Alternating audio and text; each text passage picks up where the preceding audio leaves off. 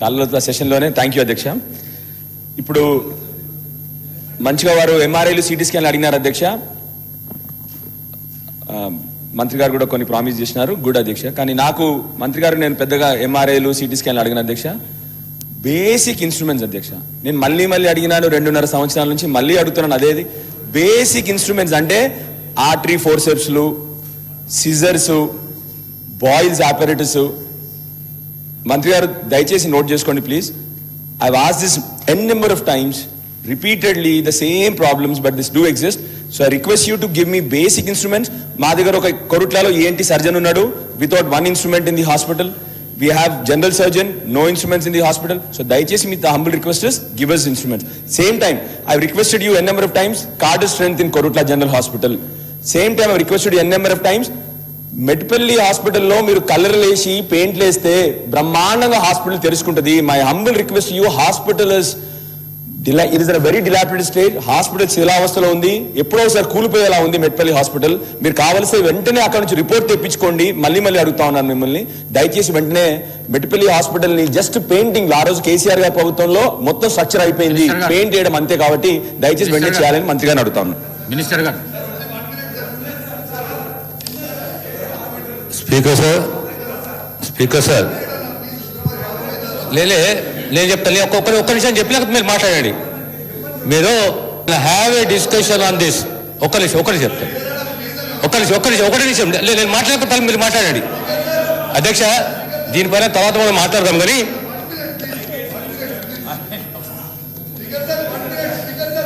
అధ్యక్ష ఒక్కొక్క నిమిషం నేను మాట్లాడక మీరు మాట్లాడండి. అధ్యక్ష, గౌరవ సభ్యులు మసూదన్ రెడ్డి గారు ప్రధానంగా 2-3 అంశాలను ప్రస్తావించారు అధ్యక్ష. ఒకటి అప్గ్రేడేషన్ ఆఫ్ ఎగ్జిస్టింగ్ పిఎస్సీలు, రెండవది కొత్త పిఎస్సీల ఏర్పాటు, మూడవది క్యాడర్ స్ట్రెంత్, నాలుగవది ఎక్విప్మెంటు, తర్వాత ట్రామా కేరు, ఈ టీబీ ట్రీట్మెంట్కి సంబంధించి నా అంశాన్ని ప్రశ్నించారు అధ్యక్ష. ఈ కాలంలో అన్నిట్లో ముఖ్యంగా డాక్టర్స్ ఎంత ముఖ్యమో, టెక్నీషియన్స్ అంతే ముఖ్యము, ఎక్విప్మెంట్ అంతే ముఖ్యము. ఏ హాస్పిటల్ అయినా ఎక్విప్మెంట్ లేనిది ఆ హాస్పిటల్ విజయవంతంగా ప్రజలకు సేవలు అందించలేదు. సో మేము ఈ ఎక్విప్మెంట్కు స్టాండర్డైజ్ చేయాలని చెప్పేసి IPHS నామ్స్ ప్రకారం స్టాండర్డైజ్ చేసి ఈ ఎక్విప్మెంట్ని అందియాలి. అది ప్రధానంగా ఈ బేసిక్ ఎక్విప్మెంట్ అన్నది అన్ని హాస్పిటల్కు అందియాలి. గౌరవ శాసనసభ సభ్యులు సంజయ్ గారు చెప్తున్నట్టు, whatever the equipment is needed, whether is the basic equipment or the moderate equipment or the high end equipment which hospitals need, it is our responsibility to see that equipment is given to that hospital. One, apart from that hospital equipment, including the HR, it has to be given. ఇందులో ఏంటంటే అధ్యక్ష, ప్రధానంగా equipment అనేది 2 వర్టికల్స్కు సంబంధించింది. ఒకటి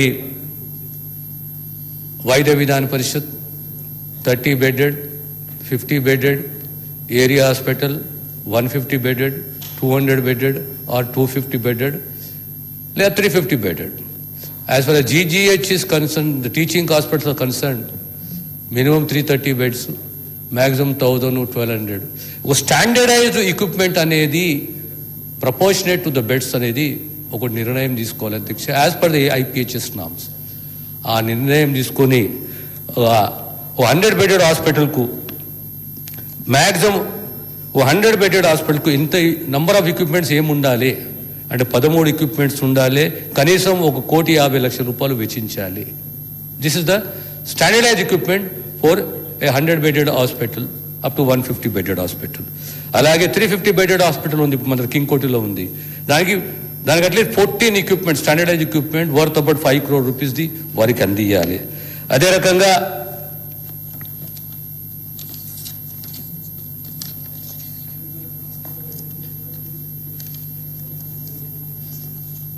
జీజీహెచ్లో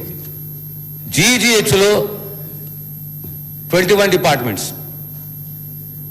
21 to 28 departments. What is the equipment you need? అది కూడా standardise చేశాం అధ్యక్ష. ఆ ఎక్విప్మెంట్ సుమారు 16 అంశాల అధ్యక్ష, కాస్టింగ్ అబౌట్ 36 crore rupees. అదే రకంగా 28 to 38 డిపార్ట్మెంట్స్ ఉన్న హాస్పిటల్స్ ఉంటే 20 equipment, ఆ equipment worth about 50 crore rupees అధ్యక్ష.